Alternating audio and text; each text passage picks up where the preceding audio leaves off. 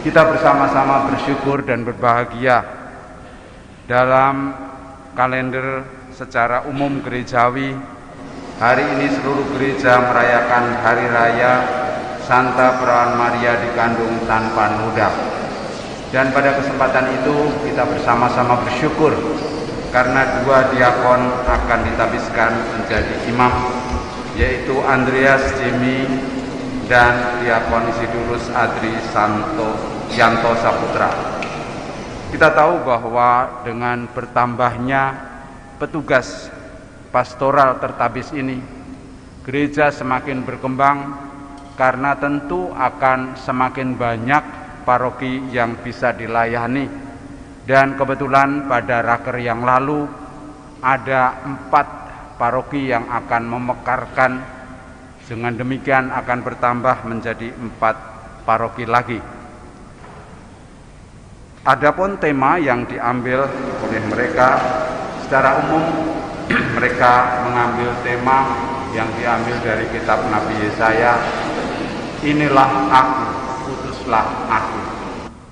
Dan tema ini sebenarnya senada dengan apa yang disampaikan oleh Bunda Maria ketika mendengar kabar dari malaikat Gabriel. Meskipun kelihatannya mustahil, namun Bunda Maria menjawab, "Aku ini hamba Tuhan, terjadilah padaku menurut perkataanmu itu." Ketaatan pada Allah, melaksanakan kehendak-Nya, bersedia diutus kemanapun dengan tugas apapun, merupakan sikap seorang pengikut Kristus yang sudah dibaptis. Dan menurut Konsili Vatikan kedua, semua umat beriman seluruh gereja pada dasarnya adalah misioner. Itulah yang kita syukuri, bahwa dengan cara itulah gereja berkembang. Dan tabisan imamat merupakan usaha untuk melaksanakan tugas itu dalam konteks yang dari bacaan pertama maupun bacaan Injil adalah konteks kekudusan.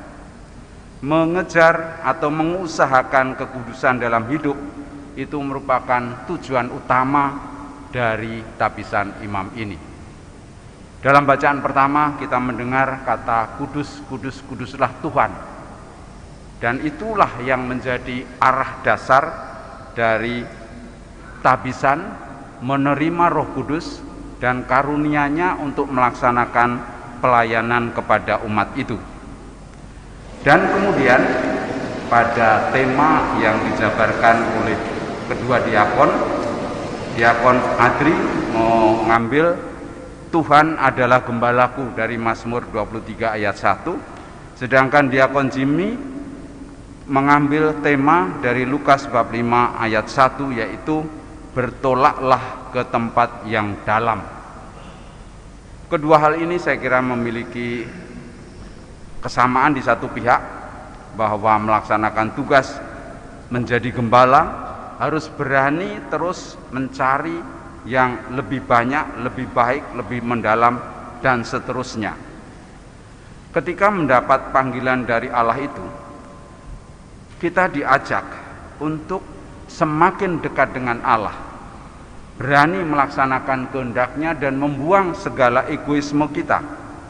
Dan karenanya itulah jalan menuju kekudusan, dan itulah jalan yang diusahakan agar kita lebih dekat dengan Allah dengan segala kehendak-Nya, daripada kita mengikuti hal-hal yang barangkali pada zaman milenial ini memang kelihatan sebagai yang utama, padahal sebenarnya itu hanyalah merupakan sarana dan bukan tujuan. Kita tahu bahwa mengejar kekudusan pada masa milenial ini juga tidak mudah, karena banyak hal yang terkait yang tadinya seperti gampang untuk dibedakan, tetapi sekarang ini dengan media sosial yang begitu canggih kadang-kadang sulit. Sebagai contoh, kalau ada hoax itu, foto yang begitu bagus atau video yang begitu bagus, tetapi kemudian diberi catatan dan komentar yang sebaliknya pun bisa. Itulah hal yang bisa dikatakan penyelewengan dari kejujuran dan kebenaran. Kemudian ada hal yang saya kira dengan kemajuan teknologi pada zaman milenial ini banyak hal diusahakan menjadi lebih cepat, lebih baik dan lebih mudah. Kedua diakon ini berasal dari zaman milenial kesan saya. Sebab kalau dibanding dengan kelahiran saya tahun 53 dan kelahiran Romo Bin juga tahun 50-an itu, kami dari zaman batu gitu ya. Nah, salah satu contoh yang saya perhatikan ketika keuskupan mendapat tamu dari suster dari Korea. Saya masih ingat suster Korea itu dua, yang satu masih bisa berbahasa Inggris, yang satu masih sangat tidak bisa bahasa Inggris. Sulit sekali. Saya juga tahu bahwa para diakon ini juga bisa bahasa Inggris meskipun tidak selancar orang Amerika atau orang Inggris. Nah, saya melihat bagaimana mereka berkomunikasi di zaman milenial ini. Ternyata bisa. Saya perhatikan mereka membawa HP dan menggunakan Google Translate, kalau nggak salah ya. Mengetik bahasa Indonesia kemudian diterjemahkan dalam bahasa Korea bisa. Lalu HP itu diserahkan pada suster. Suster mengetik dalam bahasa Korea kemudian diterjemahkan dalam bahasa Indonesia. Lalu itulah balasannya ditunjukkan. Pertanyaan apapun bisa dijawab. Meskipun kadang-kadang tersenyumnya atau ketawanya agak terlambat. Menunggu terjemahnya dulu gitu ya. Tetapi saya berpikir inilah salah satu cara barangkali bagaimana Roh Kudus itu berkarya dalam berbagai bahasa yang dipakai melalui HP itu. Oleh karenanya dalam pelayanan pastoral, dalam pewartaan, hal seperti itu juga bisa dimanfaatkan, bisa digunakan. Banyak renungan-renungan yang bisa diedit, bisa dibuatkan video, bisa dibuatkan foto-foto dan menjadi bahan renungan. Bahkan dari Telok sana itu tiap hari mengeluarkan renungan dengan video dan kata-kata yang sangat bagus.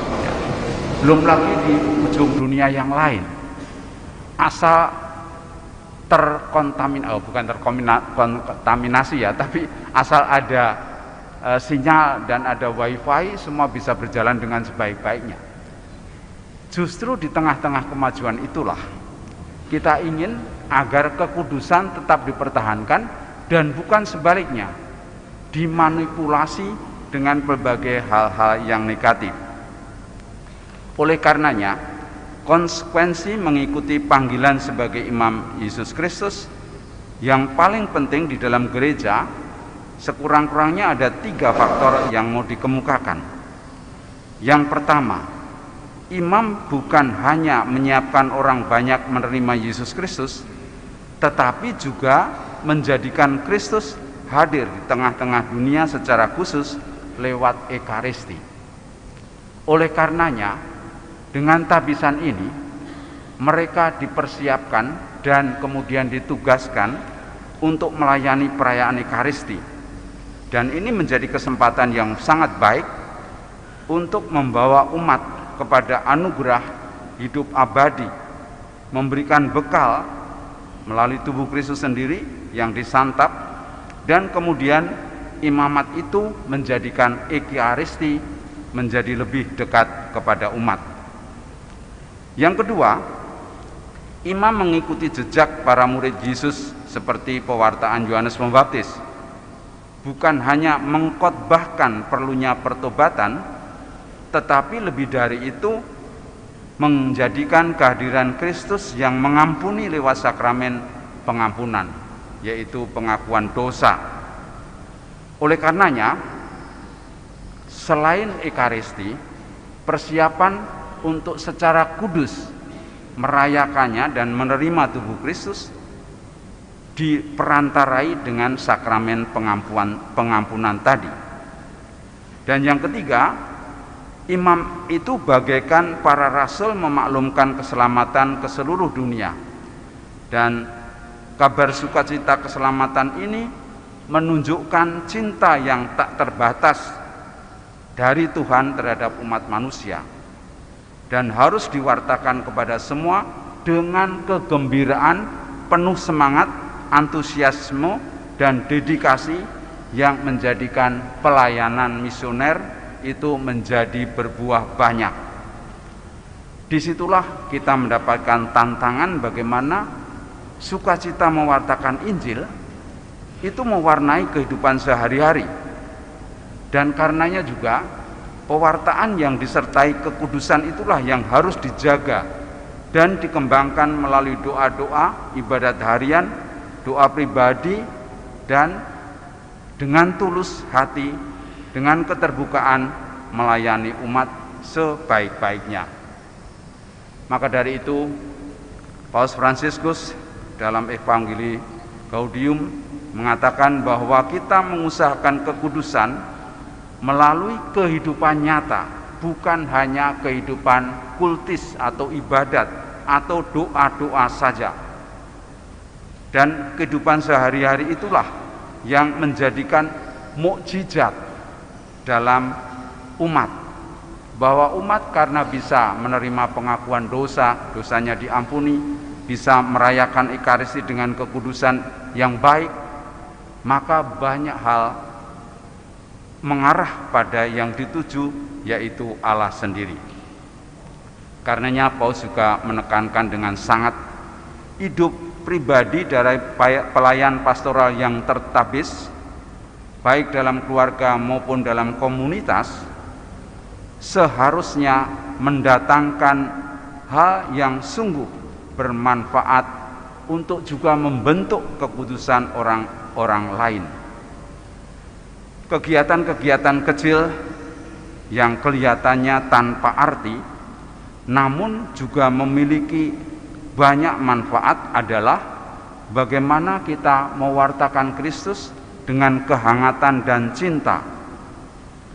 Bahkan dalam kata-kata yang disampaikan dalam Evangelii Gaudium itu disebutkan dalam bahasa Inggris, do not waste energy complaining about the failings of others.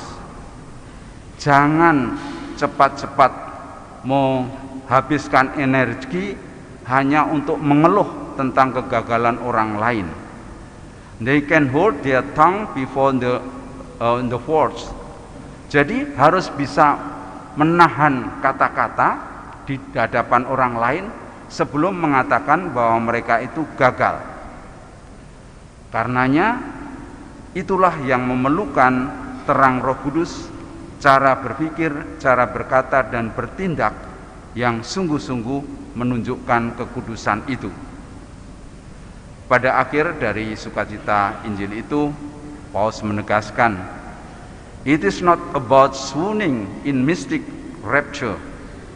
Jadi bukan soal kekudusan itu seperti halnya ketidaksadaran atau dalam kondisi ekstasi yang merampas kesadaran orang, pemahaman dan seterusnya, melainkan harus merasa bahwa yang lain yang dihadapi itu adalah orang-orang yang perlu dikuduskan, tindakan nyata, bukan merasa seakan-akan sudah berada dalam kekudusan itu.